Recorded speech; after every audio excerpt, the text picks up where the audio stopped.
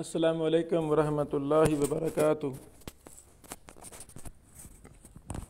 پچھلے لیکچر میں ہم نے علت کا لغوی معنی اور اس کا اصطلاحی مطلب، تعریف کیا ہے، لفظ معلل، لفظ معل اور لفظ معلول پر اختصار کے ساتھ بحث کرنے کی کوشش کی ہے، اور اس کا خلاصہ کلام بھی ہم نے پیش کر دیا تھا۔ پچھلی ہی بحث کا تتمہ، مزید فوائد بھی ہم شیئر کرنا چاہتے ہیں۔ وہ یہ ہیں کہ محدثین نے، خصوصاً ابن الصلاح وغیرہ دیگر بعد والے محدثین نے، یہ علت کی اصطلاحی تعریف میں شرط لگائی تھی کہ اس میں خفیہ علت ہونی چاہیے۔ جب ہم کتب علل کا دراسہ کرتے ہیں، ان کو پڑھتے ہیں، وہاں ہمیں ظاہری علتوں کا بھی بہت بڑا ڈیٹا ملتا ہے۔ تو اس پر بھی ہم پہلے بات کر چکے ہیں کہ پہلے محدثین ظاہری اور خفیہ دونوں طرح کی علت مراد لیتے تھے۔ وہ علت کو عام معنی میں استعمال کرتے تھے، اور بعد والے محدثین نے علت کو خاص معنی میں استعمال کیا ہے۔ جب ہم کتب تخریج، شروحات حدیث اور علل کی کتابوں کا مطالعہ کرتے ہیں، وہاں لفظ علت، لفظ معلول اور لفظ معل کا اطلاق بہت زیادہ ایسی حدیثوں پر بھی ہمیں ملتا ہے جن میں جرا ظاہری طور پر موجود ہوتی ہے۔ شیخ ماہر یاسین الفاحل حافظہ اللہ نے علل ابن ابی حاتم کا دراسہ کیا اسی حوالہ سے کہ پہلے محدثین نے ظاہری علت کو بھی علل میں ہی شمار کیا ہے۔ اس دراسے کا خلاصہ ہم پیش کرنا چاہتے ہیں۔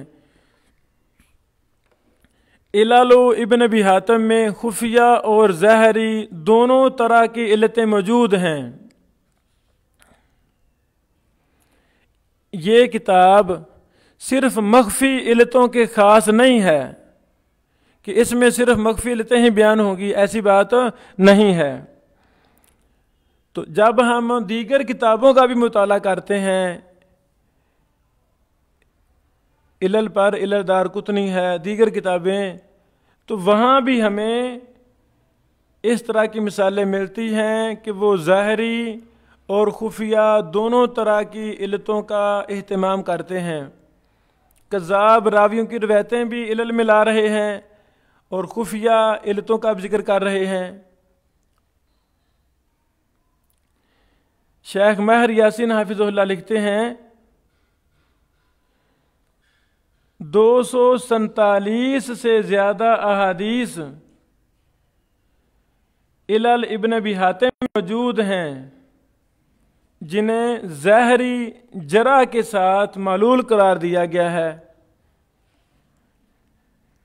انقطاع کی وجہ سے 27 احادیث کو معلول کہا گیا ہے۔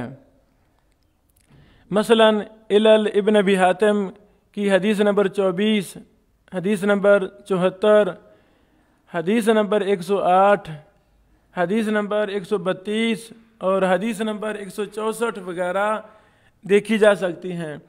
اب انقطاع یہ ظاہری علت ہے، مخفی علت نہیں ہے۔ اسی طرح ضعیف راویوں کی وجہ سے علل ابن ابی حاتم میں 143 احادیث کو معلول قرار دیا گیا ہے۔ مثلا علل ابن ابی حاتم کی حدیث نمبر 53، حدیث نمبر 100، 151، 176، 208، 250 وغیرہ۔ جہالت کی وجہ سے इलल इब्न अबी हातिम में 68 रिवायतों को रावी के मजहूल होने की वजह से मालूल करार दिया गया है। हालांकि मजहूल रावी ये इलल खुफिया नहीं है बल्कि इलल ज़ाहिरा हैं। मसलन हदीस नंबर 89, 99, 180, 345 और 441 देखी जा सकती है। इसी तरह इख्तिलात की वजह से, यानी रावी मुख्तलत है और वो हदीस इख्तिलात के बाद बयान कर रहा है, तो ये इल्लत ज़ाहरी है, खुफिया नहीं है। इसकी वजह से दो रवायतों को इल्ल इब्न अबी हातिम में ज़ईफ़ करार दिया गया है। मसलन 279 नंबर और 2220 नंबर। तदलीस की वजह से 4 रवायतों को मालूल करार दिया गया है इल्ल इब्न अबी हातिम में। 2119 नंबर, 2255 नंबर, 2225 और 2579 नंबर।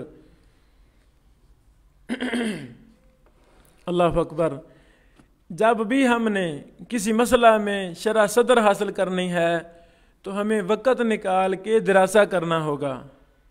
उस दिरासे की एक मिसाल हमने आपके सामने माहिर यासीन अल-फहल हाफिज़हुल्लाह, जो इराक़ में होते हैं और बड़े काबिल फ़ख्र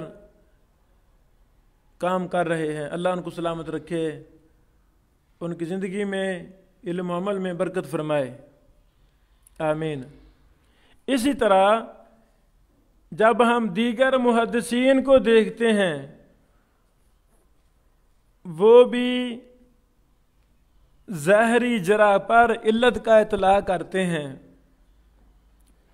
अल्लामा ज़ैलई हनफी रहमहुल्लाह, जो इमाम ज़हबी के शागिर्द थे, उनकी किताब नस्बुर राया देखें, जिल्द नंबर 3 सफ़ा नंबर 385 है, जिल्द नंबर 3 सफ़ा नंबर 239, जिल्द नंबर 3 सफ़ा नंबर 287 पर आपको मिसालें मिलेंगी।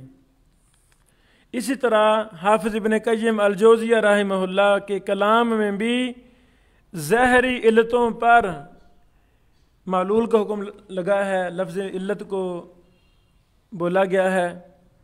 ज़ादुल मआद जिल्द नंबर 1 सफ़ा नंबर 177, इसी तरह जिल्द नंबर 1 सफ़ा नंबर 244 में।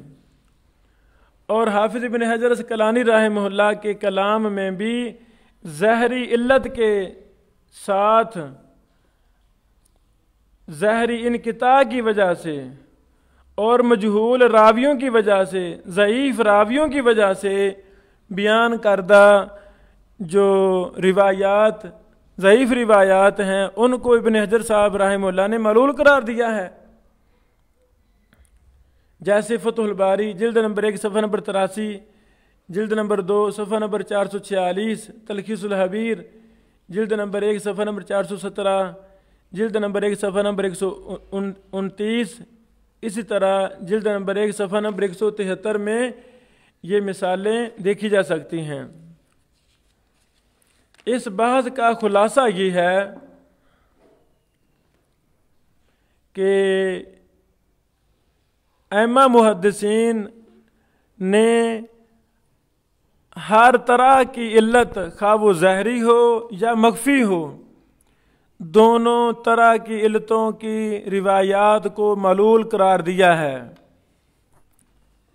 तो जो हमने पीछे तारीफ़ की थी इमाम इब्न सलाह, इमाम नबवी वगैरह रहमहुल्लाह से, तो उन्होंने खुफिया इल्लत का ही कहा था कि खुफिया इल्लत होनी चाहिए, ये शर्त है। अगर ज़ाहरी इल्लत होगी तो वो रिवायत मालूल नहीं होगी। लेकिन जब हम दीगर अइम्मा मुहद्दिसीन की कुतुब का दरासा करते हैं, मुताला करते हैं, वहाँ हमें ज़ाहरी इल्लत और खुफिया दोनों तरह की इल्लत पर मालूल का हुक्म मिलता है। बात ख़त्म हुई। जैसा कि हमने पीछे तफसील के साथ ये बयान किया है कि इल्लत का आम इस्तेमाल और इल्लत का ख़ास इस्तेमाल, ये दोनों तरह मुहद्दिसीन से साबित है। تو جس کی گنجائش ہو اس کی گنجائش رکھنی چاہیے۔ بارک اللہ فیکم۔ اس طرح انشاءاللہ العزیز اگلے ہمارے لیکچر میں ہم علل حدیث کی معرفت کیسے ممکن ہے اور علل حدیث کی اہمیت پر محدثین کے بہت زیادہ اقوال موجود ہیں کتب علل کے اندر، کتب جرح و تعدیل میں، ان کو ہم پیش کرنے کی کوشش کریں گے۔ بارک اللہ فیکم۔ السلام علیکم ورحمۃ اللہ وبرکاتہ۔